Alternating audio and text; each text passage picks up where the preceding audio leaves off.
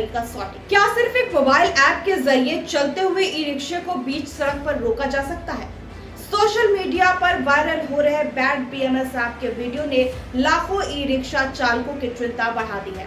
उत्तर प्रदेश के बिजनौर से सामने आई शिकायतों के बाद यह मामला और भी गंभीर हो गया है।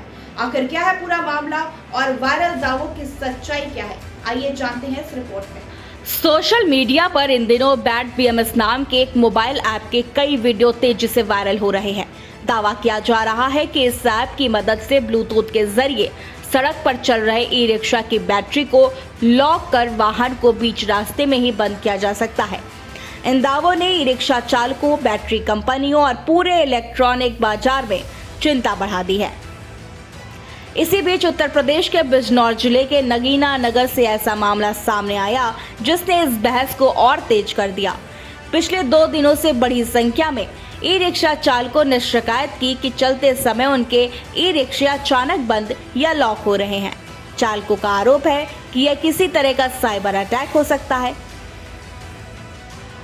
वहीं एक रिक्शा चालक सलमान के मुताबिक अब तक जिले में करीब 80 ई रिक्शा लॉक होने की शिकायतें सामने आ चुकी हैं। इसके विरोध में बड़ी संख्या में चालक नगीना नगर के डबल फाटक स्थित चित्तौड़गढ़ चौकी पहुंचे और पुलिस से शिकायत दर्ज कर कार्रवाई की मांग की। चालकों का कहना है कि अचानक वाहन बंद होने से उनकी रोजी रोटी प्रभावित हो रही है और सड़क पर हादसों का खतरा भी बढ़ जाता है।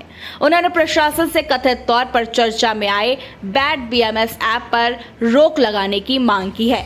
स्थानीय जानकारी के अनुसार नगीना में करीब 1000 परिवार ई रिक्शा चलाकर अपना जीवन यापन करते हैं।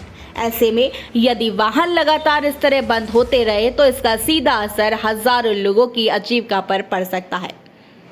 अब बात करते हैं कि आखिर बैड बीएमएस ऐप है क्या।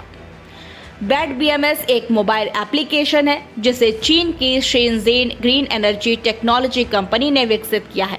यह ऐप फिलहाल गूगल प्ले स्टोर पर उपलब्ध है, जबकि पहले यह एप्पल स्टोर पर भी मौजूद था, लेकिन अब वहां से हटा दिया गया है। कंपनी बैटरियों का निर्माण करती है और उसके पोर्टफोलियो में स्मार्ट लिथियम बैटरियां भी शामिल हैं। यह ऐप मुख्य रूप से ब्लूटूथ इनबिल्ट स्मार्ट लिथियम बैटरियों की निगरानी और मैनेजमेंट के लिए बनाया गया है।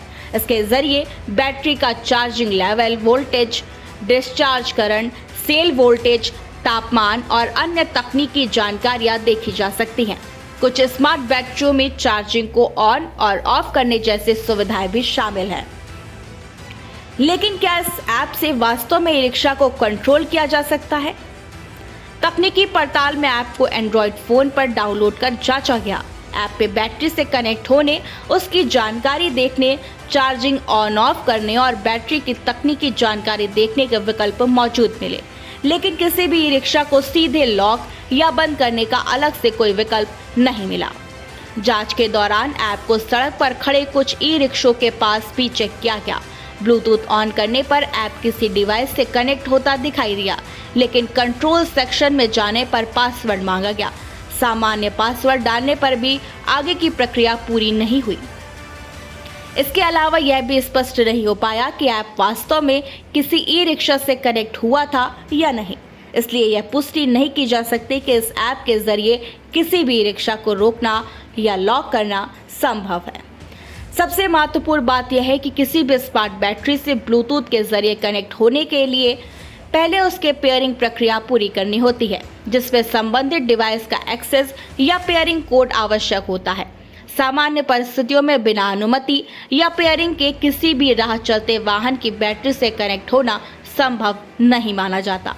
इसके अलावा बैड बीएमएस ऐप केवल उन्हीं स्मार्ट लिथियम बैटरियों के साथ काम करता है जिनमें ब्लूटूथ आधारित बैटरी मैनेजमेंट सिस्टम यानी बीएमएस मौजूद होता है। भारत में चल रहे अधिकांश ई रिक्शा अभी भी सामान्य लिथियम या पारंपरिक लीड एसिड बैटरियों का इस्तेमाल करते हैं, जिनमें यह सुविधा उपलब्ध नहीं होती है। वहीं इस पूरे मामले पर नगीना थाना के एसएचओ विकास कुमार का कहना है कि मामला उनके संज्ञान में है। उनके अनुसार कुछ लोग इंस्टाग्राम पर वीडियो देखकर इस ट्रेंड को फॉलो कर रहे हैं और पुलिस पूरे मामले की जांच कर रही है। फिलहाल ये पुष्टि नहीं हुई है कि रिक्शा के अचानक लॉक होने की घटनाओं का बैड बीएमएस ऐप से कोई सीधा संबंध है या इसके पीछे तकनीकी खराबी, बैटरी कंट्रोलर या कोई अन्य कारण जिम्मेदार है। यानी फिलहाल वायरल दावों और वास्तविक तकनीकी तथ्यों के बीच अंतर समझना जरूरी है। बिजनौर मामले की जांच पूरी होने के बाद ये साफ होगा कि ई रिक्शा चालकों के अचानक बंद होने की असली वजह क्या है।